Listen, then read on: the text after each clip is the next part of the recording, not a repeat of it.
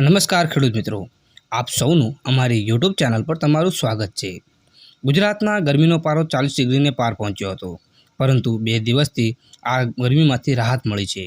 ત્યારે ગુજરાતમાં ચોમાસાનું આગમન ક્યારે થશે તેની ચર્ચા પણ ચાલી રહી છે। ત્યારે ગુજરાતમાં ચોમાસાનું આગમન થઈ ચૂક્યું છે। 16 જૂન બાદ મહારાષ્ટ્રમાં અટકેલું ચોમાસું આગળ વધશે અને 17-18 જૂન દરમિયાન ગુજરાતમાં વરસાદ વરસવાની શક્યતા છે। પશ્ચિમી પવનોના કારણે ગુજરાતમાં મોટા વરસાદ વરસવાની કોઈ શક્યતા નથી, પરંતુ આગામી 7 દિવસ દરમિયાન ગુજરાતમાં છૂટાછવાયા સ્થળોએ ગાજવીજ સાથેનો હળવોથી મધ્યમ તથા ભારે વરસાદ પડી શકે છે। આપણે આ વિડીયોમાં ચર્ચા કરશું કે 17-18 જૂન દરમિયાન કયા કયા વિસ્તારોમાં અને કેવો વરસાદ પડી શકે છે તે અંગેની ચર્ચા કરશું। 22મી જૂનથી આદળા નક્ષત્રનો પ્રારંભ થશે, એટલે કે ત્યાં સુધી મોટો વરસાદ થાય તેવી કોઈ શક્યતા નથી। હવામાનના વિવિધ મોડેલોના આધારે જોઈએ તો ગુજરાતમાં છૂટાછવાયા સ્થળોએ મધ્યમથી હળવો વરસાદ તથા મધ્યમ તથા ભારે વરસાદ થઈ શકે છે। ગુજરાતમાં 16, 17 અને 18 જૂન દરમિયાન ગુજરાતના કયા જિલ્લાઓમાં વરસાદ થશે તે અંગેની વાત કરીએ તો 16 જૂન દરમિયાન સૌરાષ્ટ્રના તમામ જિલ્લાઓમાં, દક્ષિણ ગુજરાતના તમામ જિલ્લાઓમાં, મધ્ય ગુજરાતના તમામ જિલ્લાઓમાં, આ સાથે ઉત્તર ગુજરાતના જિલ્લાઓમાં તથા મધ્યપ્રદેશ બોર્ડર લાગુ પડતા તમામ જિલ્લાઓમાં મોટાભાગના સ્થળોએ ગાજવીજ સાથે હળવાથી મધ્યમ વરસાદ પડવાની શક્યતા છે। જ્યારે એકમાત્ર કચ્છ જિલ્લામાં છૂટાછવાયા સ્થળોએ ગાજવીજ સાથે હળવાથી મધ્યમ વરસાદ વરસવાની શક્યતા છે, પરંતુ 16 જૂન દરમિયાન સૌરાષ્ટ્રના રાજકોટ, અમરેલી અને ભાવનગર જિલ્લાઓમાં છૂટાછવાયા સ્થળોએ અતિભારે વરસાદ પડવાની શક્યતા છે। આ વરસાદ એવો છે કે એકલ દોકલ સેન્ટરમાં ભારે વરસાદ તૂટી પડશે। જ્યારે દક્ષિણ ગુજરાતના સુરત, નવસારી અને વલસાડમાં પણ અતિભારે વરસાદ પડવાની શક્યતા પૂરેપૂરી છે। આ ઉપરાંત જૂનાગઢ, ગીર સોમનાથ, બોટાદ, આણંદ, વડોદરા, ભરૂચ, છોટાઉદેપુર, નર્મદા, તાપી અને ડાંગમાં ભારે વરસાદ પડવાની શક્યતા છે।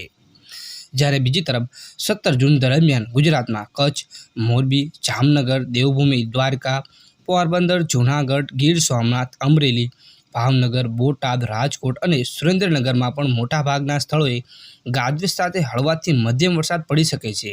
જ્યારે દક્ષિણ ગુજરાતમાં, મધ્ય ગુજરાતમાં અને ઉત્તર ગુજરાતના જિલ્લાઓમાં છૂટાછવાયા સ્થળોએ મધ્યમથી હળવા વરસાદ પડવાની શક્યતા છે।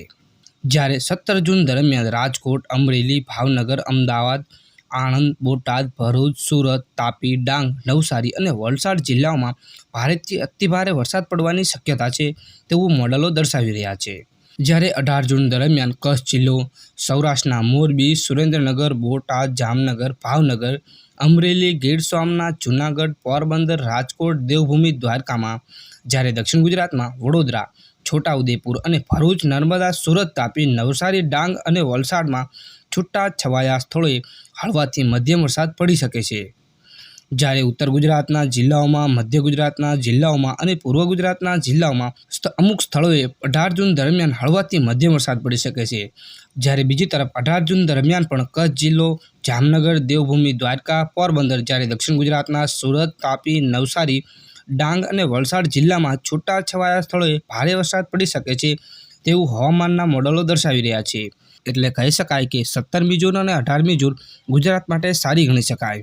જ્યારે 19 અને 20 જૂન દરમિયાન ગુજરાતના કયા જિલ્લાઓમાં વરસાદ થશે તે આગળના વિડીયોમાં વાત કરશું। એટલે નેક્સ્ટ વિડીયો જોવા માટે વિડીયોને લાઇક કરો અને ચેનલને સબસ્ક્રાઈબ કરો।